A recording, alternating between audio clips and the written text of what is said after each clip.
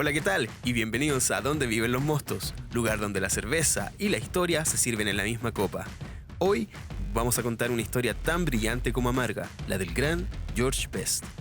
Un ídolo con la pelota en los pies y los demonios en el vaso. Y quédate hasta el final, porque además de recordar al futbolista, vamos a levantar una pinta en su honor. Y por supuesto, recomendaremos las mejores cervezas para hacerlo.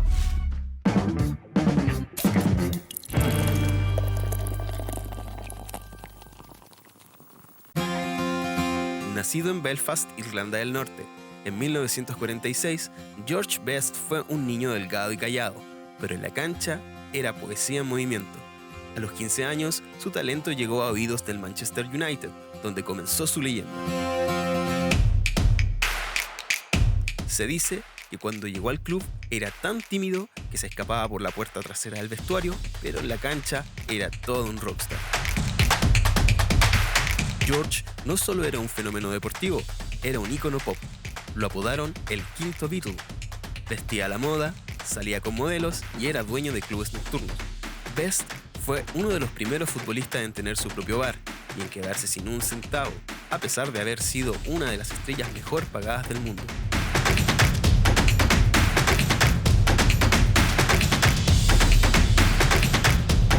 Pero lo que muchos no sabían es que mientras brillaba en la cancha, también comenzaba a hundirse fuera de ella. En la década del 60, George Best no solo dominaba el fútbol inglés, fue campeón de Europa en 1968 y Balón de Oro ese mismo año.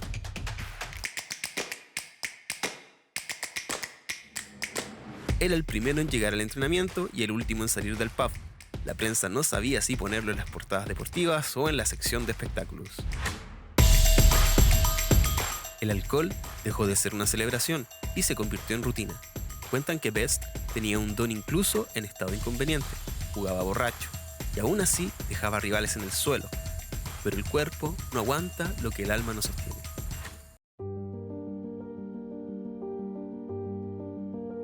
Una noche entró borracho a un campo de juego y aún así fue el mejor del partido. En entrevistas, Best llegó a bromear sobre sus excesos. Gasté mucho dinero en mujeres, alcohol y coches rápidos. El resto lo malgasté. Una frase que da risa hasta que deja de hacerlo. A los 27 años estaba acabado como jugador profesional. Más tarde diría, si me hubieran dado la oportunidad de vivir mi vida otra vez, cambiaría casi todo, excepto los goles.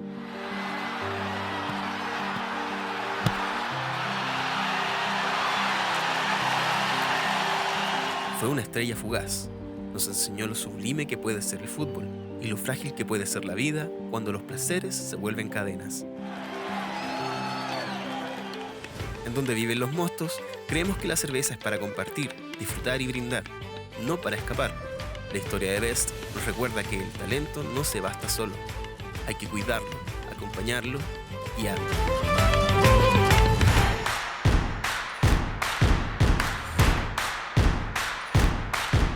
Este ídolo de masas no fue solo un jugador, fue un fenómeno cultural. Estaba en todas partes. Por ejemplo, en el cine se realizó en el año 2000 Best, película biográfica protagonizada por John Lynch, muestra el ascenso y caída del ídolo. Sorry, boss. Sorry is for idiots, George. We could have done with you against Chelsea. Offside. You're dropped. You're lowering the name of Manchester United. Be professional, or I'll get rid of you. También, en el año 2016, se realizó el documental George Best, All by Myself, de ESPN y BBC, un documental brutalmente honesto que refleja su carisma, su magia y su autodestrucción. Por otra parte, en la música, la banda británica The Wedding Present compuso George Best en 1987, un disco completo con su nombre y su figura en la portada. También los integrantes de Oasis, grandes fans del Manchester City, rival histórico del United, le rindieron tributo en entrevistas. Hasta el cantante Morrissey de The Smiths lo mencionó como el Elvis del fútbol. Otra de sus hazañas en el mundo pop fue haber sido el primer futbolista en tener su línea de ropa.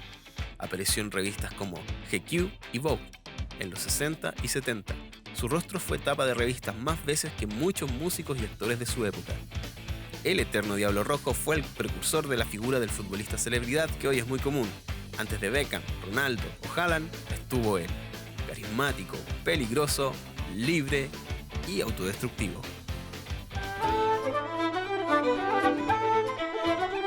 Y ahora levantamos la copa, porque sí, George Best merece un brindis y lo haremos como corresponde, con algunas cervezas que lo representan. La primera recomendación podría ser la Harp Lager de Irlanda del Norte, una lager clara, ligera, con un amargor suave y un final limpio. Nacida en Dundalk, a solo 80 kilómetros de Belfast, esta cerveza representa el espíritu irlandés clásico, directa, sin adornos, pero orgullosa, ideal para quienes buscan brindar con algo auténtico y local. Otra opción puede ser la Fuller's London Pride de Inglaterra, una bitter inglesa de cuerpo medio, con notas de caramelo, toffee y pan tostado. George vivió muchos años en Inglaterra y esta cerveza es un clásico de los pubs londinenses, fiel, consistente, sin pretensiones, una verdadera representación de la cultura británica en vaso. La clásica de Dublín, Irlanda, Guinness Draught, aunque no es de Irlanda del Norte, es imposible ignorarla. Su espuma cremosa, cuerpo robusto, reflejan esa mezcla de melancolía y fuerza. Brindar con una Guinness es hacer honor a la profundidad, algo que George Best conocía bien. Y para finalizar estas recomendaciones, podría ser la Brewdog Elvis Juice, una American IPA con cáscara de toronja, moderna, intensa, arriesgada.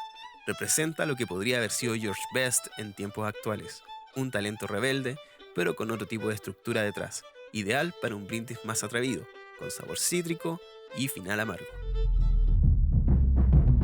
¿Qué cerveza elegirías tú para brindar por este personaje? ¿Una amarga como su final? ¿Una clásica como sus goles? Déjalo en los comentarios.